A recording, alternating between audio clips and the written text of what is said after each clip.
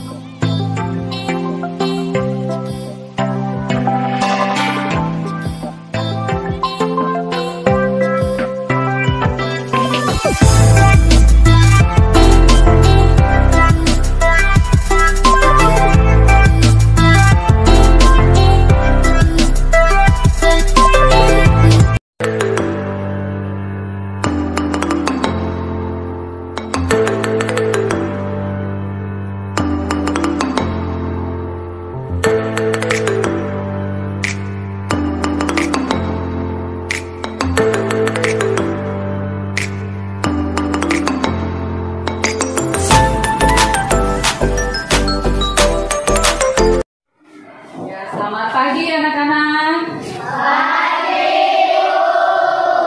Apa kabar semuanya hari ini? Baik. Baik. Ya, sebelum kita mulai pelajaran, Ibu ambil absen dulu.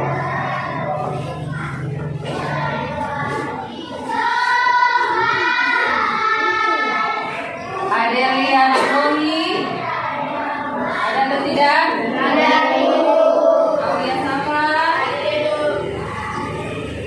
Aulia Mores, Rina Manuputi, Ritney, Natalia, Claudio, Christian, Delvan Kayado, Olivia Latoyero, Esra, Daniel, Egen Demo, Joshua Mustika, Joelis Musa, Katrin Risakota, Janet Ertei, Dimas Sahanaya, Osora Sohoka, Situs Masa, Thessalonika Posirato. Baik, semua masuk hari ini. Ya, anak-anak, sebelum kita memulai pembelajaran kita berdoa dulu. Kita tanya dulu tadi siapa yang datang paling awal. Tangan. Baik, untuk menghargai kedisiplinannya hadir di kelas, diminta maju untuk memimpin anak-anak teman-teman dalam doa. Silakan.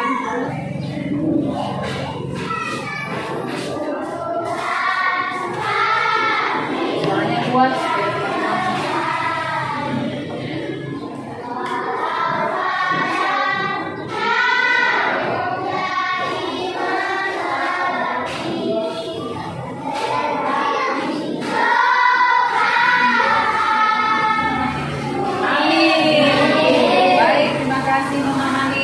Duduk. Nah anak-anak, aku mau tanya dulu, kenapa setiap memulai pembelajaran kita harus berdoa? Siapa yang mau jawab? Ya silakan jawab. Bagus, supaya kita bisa diberkati oleh Tuhan. Ya, jadi pentingnya kita mengawali segala sesuatu kegiatan kita dengan doa supaya Tuhan memberkati kita dalam setiap usaha kita. Baik anak-anak, sebelum kita mulai pembelajaran kita, mari Ibu kita semuanya bangkit berdiri. Kita mau buat tepuk PPK dan salam PPK. Masih ingat atau tidak? Masih. Ingat apa-apa dari Ibu dulu ya. Tepuk PPK.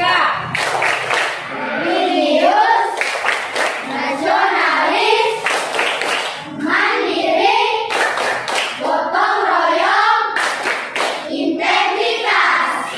Salam PPK. Salam cerdas, berkarakter, menyenangkan, luar biasa, hebat. Selamat kita semuanya. Ayo sambil berdiri, kita nyanyi lagu dari Sabang sampai Merauke. Dari Sabang sampai Merauke. 1, 2, 3.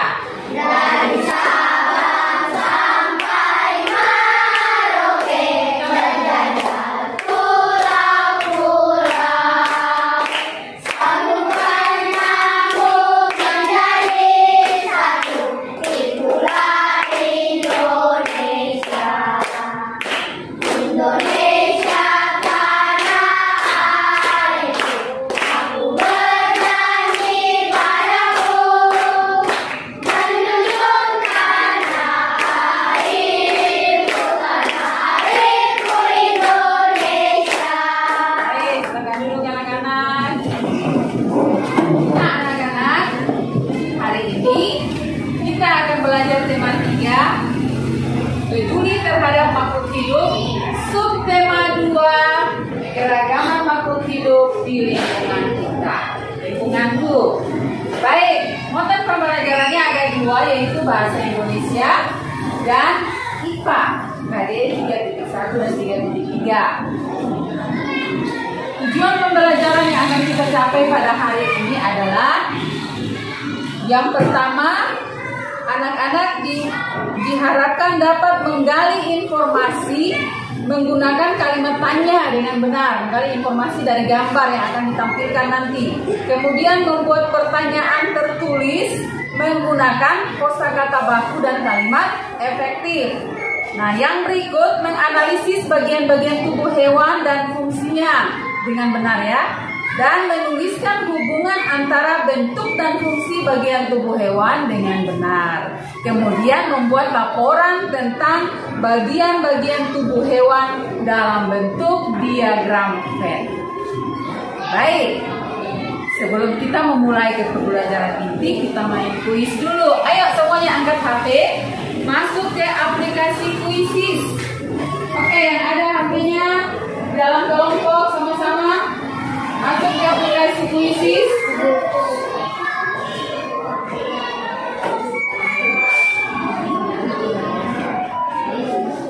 Sudah? Kalau sudah masuk,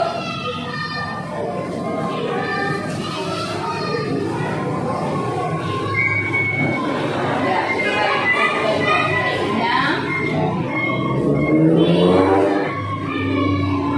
ya, kalau sudah masuk di aplikasinya, masukkan kode itu untuk join. Masukkan kode untuk join, lalu silakan mengerjakan pertanyaan yang ada di dalam aplikasi tersebut. Sudah? Semua sudah masukkan kode?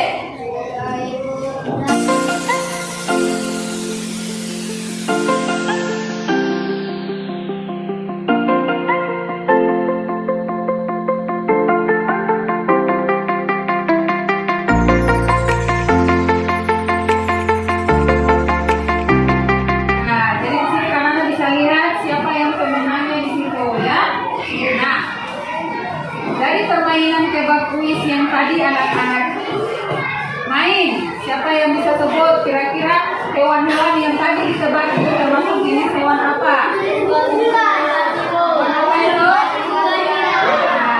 Baik, kalau begitu siapa yang bisa sebut bahwa hari ini kita belajar tentang apa? Sekali ya. Jadi hari ini kita akan mempelajari tentang salah satu hewan unggas, yaitu burung. Kita akan mempelajari tentang bagian-bagian daripada tubuh. Di sini ada sebuah cerita yang akan kita baca bersama-sama. Rumah Edo banyak ditumbuhi beraneka ragam pohon, banyak serangga dan burung yang berdatangan. hari ini Edo menuju halaman untuk mengamati burung. Suatu hari, ketika Edo sedang asyik melihat burung-burung tersebut, tiba-tiba Edo dikagetkan oleh suara seekor burung yang terjatuh tidak jauh dari pohon. Edo menghampirinya.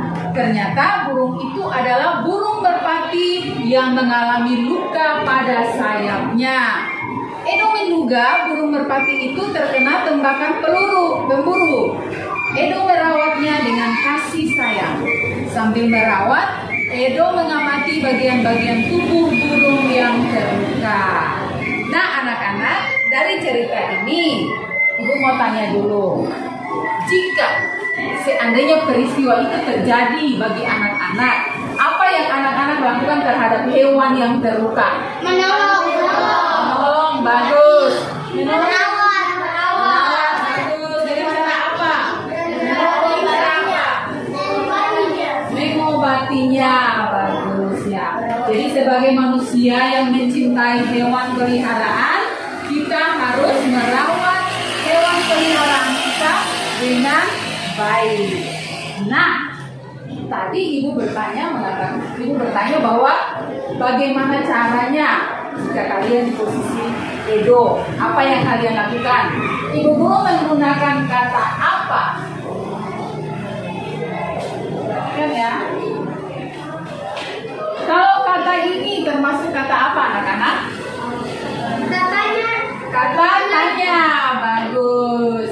Baik, hari ini kita akan lihat tentang kata tanya. Ibu minta Kak Talia baca dulu. Kata tanya digunakan untuk apa? Silakan. Kata tanya digunakan dalam kalimat tanya jika diucapkan secara lisan. Kalimat tanya diucapkan dengan nada intonasi naik. Jika ditulis kalimat tanya diakhiri dengan tanda tanya. Di akhir kalimat contoh penggunaan kata tanya sebagai berikut. Ya, kita lihat dulu. Ada beberapa jenis kata tanya ya. Yang pertama, kata tanya apa yang tadi Ibu pakai. Fungsi dari kata tanya apa adalah untuk menanyakan hal atau peristiwa yang terjadi. Contohnya, apa yang sedang kamu lakukan? Jadi mengucapkan kata tanya, intonasi terakhirnya itu harus nadanya agak tinggi. Ya. Apa yang sedang kamu lakukan? Itu adalah kata tanya untuk menanyakan suatu peristiwa yang terjadi. Kemudian yang kedua, di mana? Di mana itu fungsinya untuk menanyakan tempat terjadinya peristiwa. Contohnya, Dirivio baca. Mana tempat tinggalmu? Di mana tempat tinggal kamu?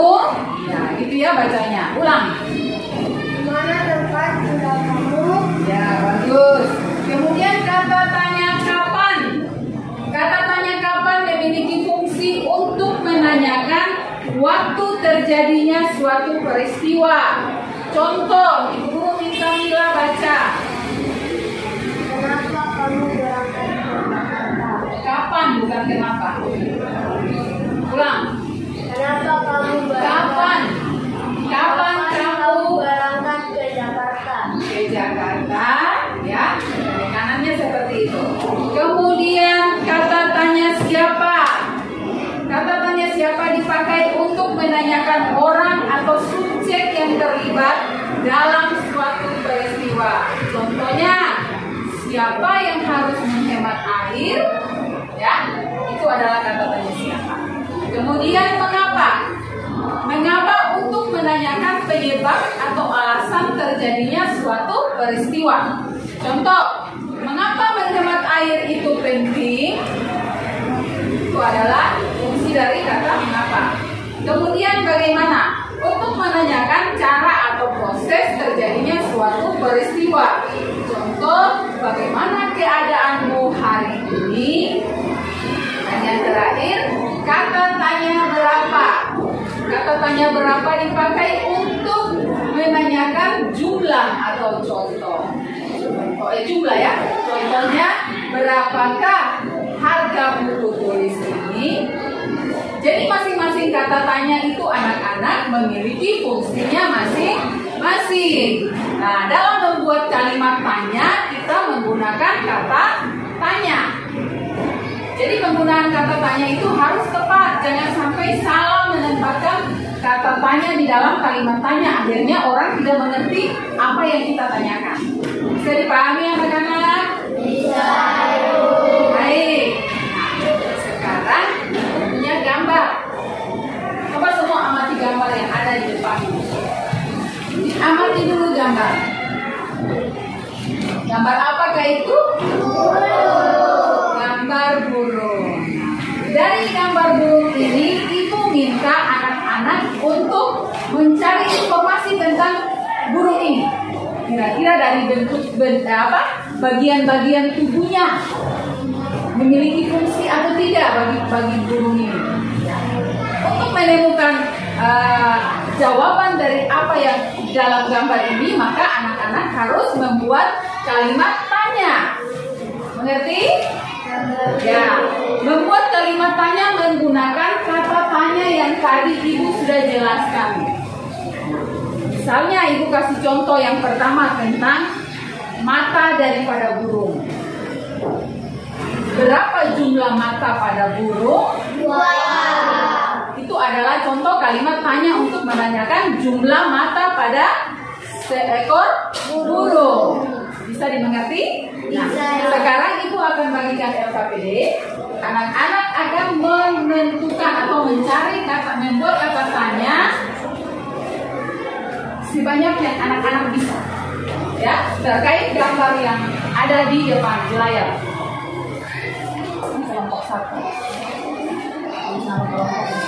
Ya, ini sebelah sini semua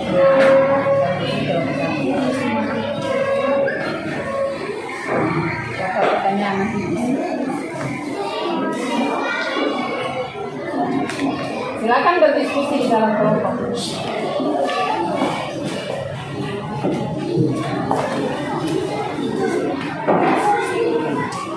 Ya, di dalam LKPD itu anak-anak silakan mengamati, kemudian membuat pertanyaan, lalu menulis pertanyaan di dalam kolom yang ada di situ.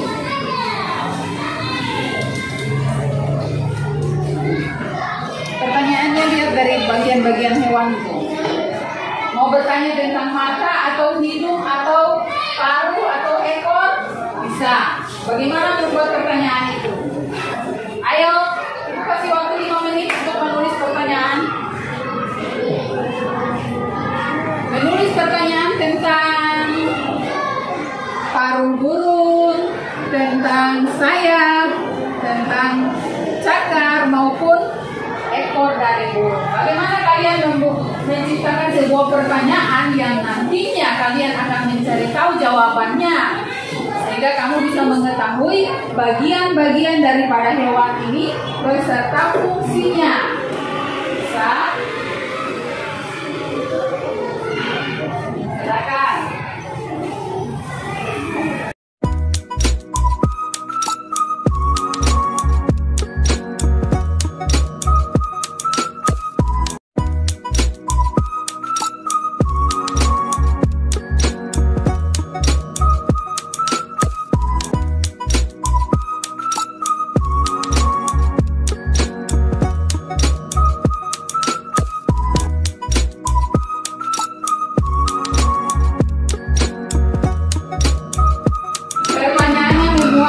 Bagian tubuh hewan yang ada pada gambar itu.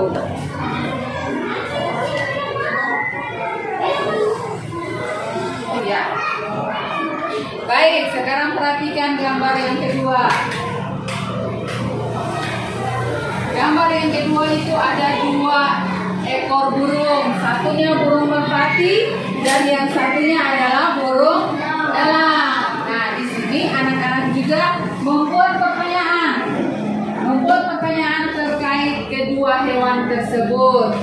Apakah bentuk paruh daripada burung itu sama atau tidak? Buat pertanyaan dari itu, paruh burung merpati maupun paruh burung Kemudian cakar atau kakinya ya. Cakar, burung elang dan burung merpati. Ya. Buat pertanyaan dari kedua itu bagian tubuh itu. Kemudian tuliskan fungsinya masing-masing. Fungsinya, bentuknya sama atau tidak, dan fungsinya. Dibuat pertanyaan dulu. Pada lembar yang berikut ya. Di KPD yang berikut.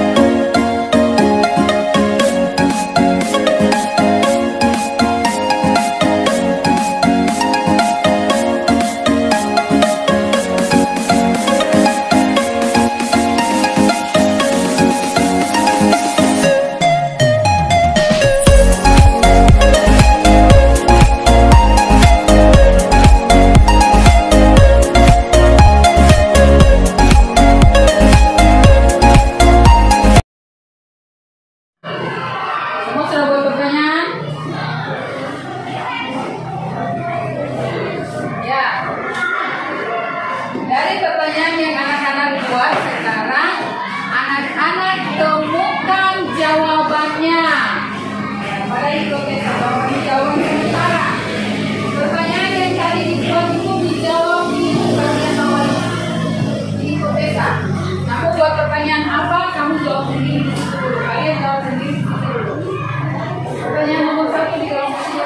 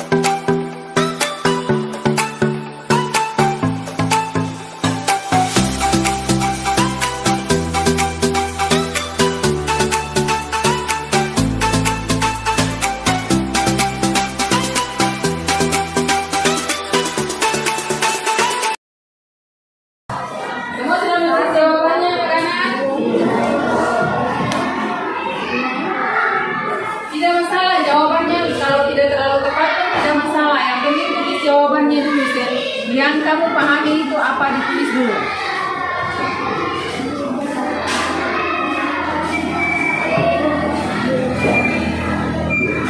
Baik, kalau sudah, sekarang anak-anak akan mencari tahu, ya. Sekarang kalian akan mencari tahu jawaban yang benar atau jawaban lain. Dengan cara mencari jawaban di internet. Ambil HP kalian, silakan buka dan cari jawabannya.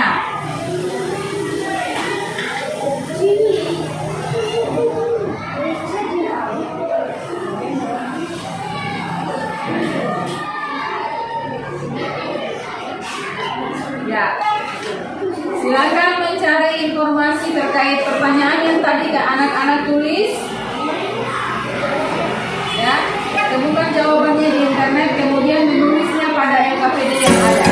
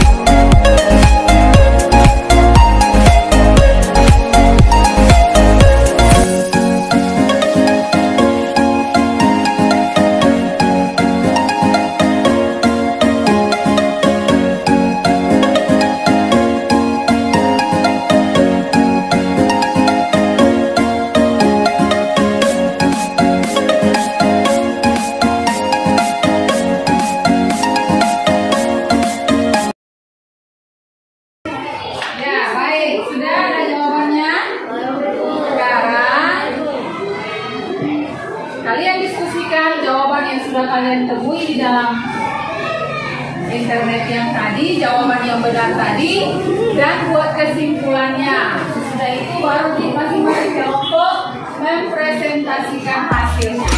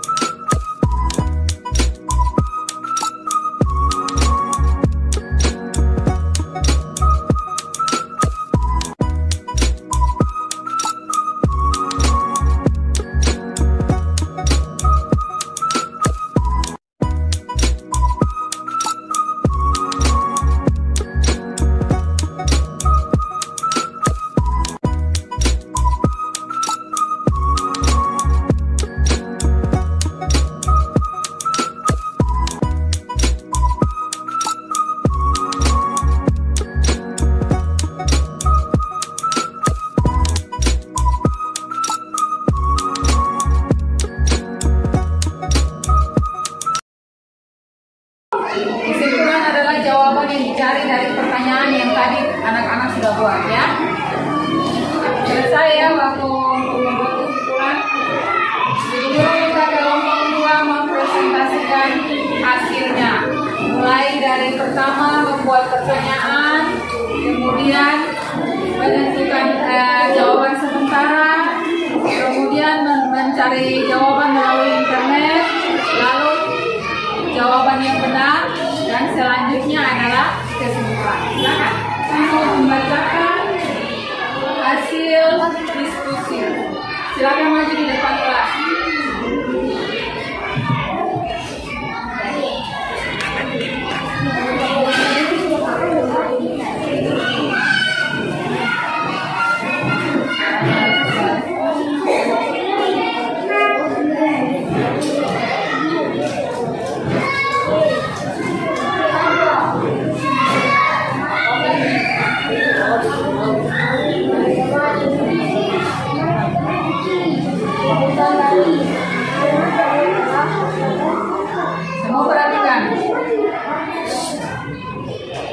warna sama.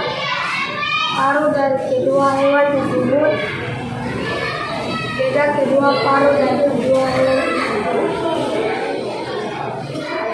Makan dari kedua hewan tersebut beda dari makan kedua hewan tersebut. Ayat Biasanya beda kedua paruh dari kedua hewan tersebut beda cakar dari kedua hewan tersebut beda sayap dari kedua hewan tersebut. berikut kesimpulannya mana jawabannya? Baik, kita berikan tepuk tangan buat kelompok 2.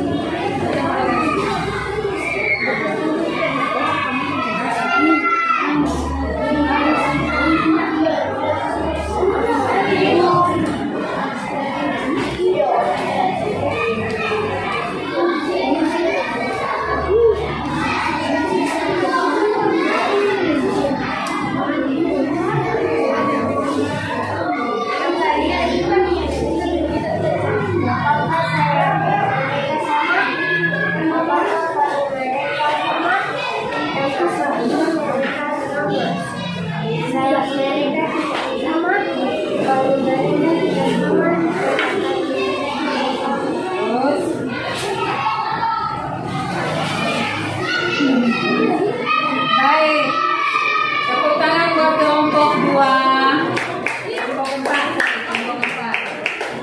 Kita lihat kesimpulan dari pembelajaran kita hari ini. Yang pertama, setiap bagian tubuh pada hewan memiliki fungsi penting bagi hewan tersebut untuk mempertahankan kehidupannya.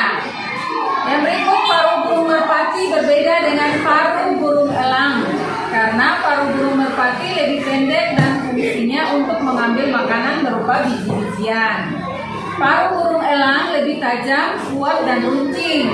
Fungsinya untuk merobek dan mencabik mangsa. Untuk menjaga kelestarian lingkungan, maka hewan sebagai sumber daya alam hayati perlu dijaga kelestariannya. Memelihara hewan, merawat dan menyayanginya, serta membantu hewan yang terluka adalah salah satu upaya kita untuk menjaga kelestarian lingkungan. Baik anak-anak, untuk mengukur kemampuan kita anak-anak hari ini, Ibu akan memberikan soal evaluasi.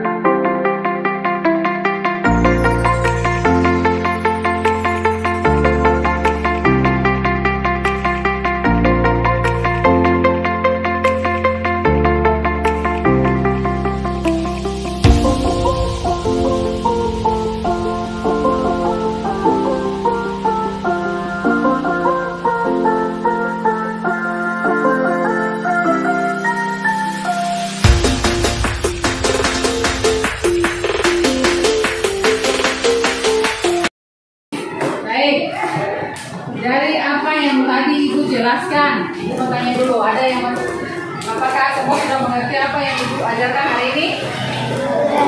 Oke.